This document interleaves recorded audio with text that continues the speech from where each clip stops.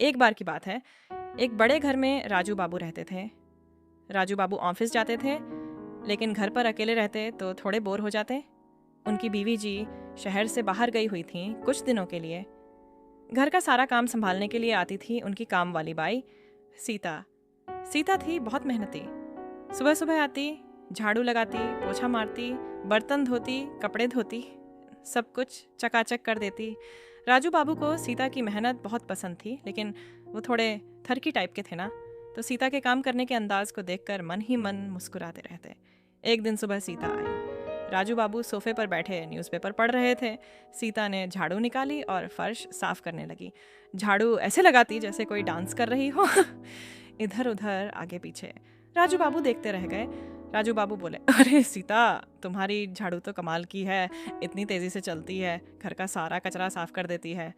सीता मुस्कुराई और बोली, बाबूजी, झाड़ू तो बस औजार है, असली कमाल तो हाथ का है। हाथ मजबूत हो तो झाड़ू खुद ब खुद नाचने लगती है।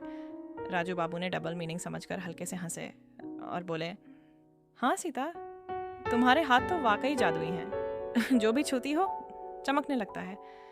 सीता ने झाड़ू तेज की और बोली, बाबूजी, आप भी ना मैं तो बस अपना काम करती हूँ, लेकिन कभी कभी ये झाड़ू थक जाती है, तब मुझे ज़्यादा जोर लगाना पड़ता है।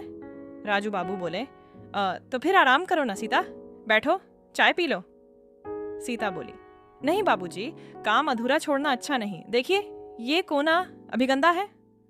और वो झुककर कोने में झाड़ू मारने लगी। राजू बाबू की नजरें वहां टिक गईं। राजू बाबू मन ही मन सोचे, वाह, सीता का कमाल, इतना गहराई तक साफ कर देती है। फिर सीता पोछा लगाने लगी। घुटनों के बल बैठकर कपड़ा ऐसे रगड़ती जैसे कोई मालिश कर रही हो। राजू बाबू पास आकर खड़े हो गए।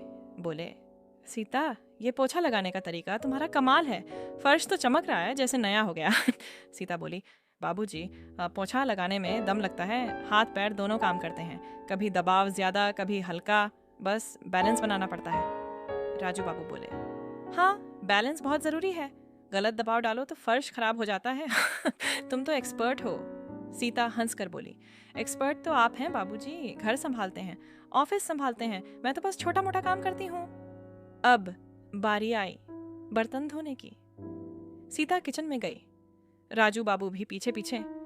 सीता बर्तन रगड़ रही थी जोर जोर से, साबुन का झाग उड़ रहा था। राजू बाबू बोले, वाह सीता, तुम बर्तन ऐसे धोती हो जैसे कोई खजाना साफ कर रही हो, चमक तो देखो। सीता बोली, बाबूजी, बर्तन गंदे हों तो ज्यादा रगड़ना पड़ता है, कभी अंदर तक हाथ डालकर साफ करना पड़ता है ताकि कोई दाग न रहे। राजू बाबू की आंखें चमक उठी, बोले, सही कह रही हो, अंदर तक साफ ना हो तो मज़ा नहीं आता। सीता बोली, हाँ, और कभी बर्तन बड़ा हो तो दोनों हाथों से पकड़ना पड़ता है, वरना फिसल जाता है। राजू बाबू हंस पड़े, सीता, तुम्हारी बातें सुनकर लगता है तुम किताब पढ़कर आई हो। फिर कपड़े धोने का टाइम आया। सीता वॉशिंग एरिया में गई, राजू बाबू फिर पास। सीता कपड़ों को पीट पीट कर धो रही थी। बोली, बाबूजी, ये कपड़े बहुत गंदे थे, अच्छे से पीटना पड़ा। राजू बाबू बोले, पीटो सीता, अच्छे से पीटो, गंदगी निकलनी चाहिए ना। सीता बोली, अब हाँ, लेकिन ज्यादा पीटो तो कपड़ा फट जाता है, सही जोर लगाना पड़ता है राजू बाबू बोले, तुम तो माहिर हो सीता, जोर भी सही और तरीका भी परफेक्ट। दिन भर ऐसे ही बातें होती रहीं। शाम हुई, सीता जाने लगी। राजू बाबू बोले, सीता, कल फिर आना, तुम्हारे बिना घर सूना लगता है। सीता मुस्कुराई, आऊँगी बाबूजी, आपका घर साफ रखना मेरा फ़र्ज़ है। और इस तरह राजू बाबू की हवस वाली शरारतें डबल मीनिंग बातों में ही रह गईं। घर चकाचक रहा और दोनों खुश। दोस्तों, कैसी लगी कहानी? थोड़ी शरारती, थोड़ी मज़ेदार, लेकिन पूरी तरह साफ। अगर पसंद आई तो लाइक करें, कमेंट करें। अगली कहानी में मिलते हैं। बाय।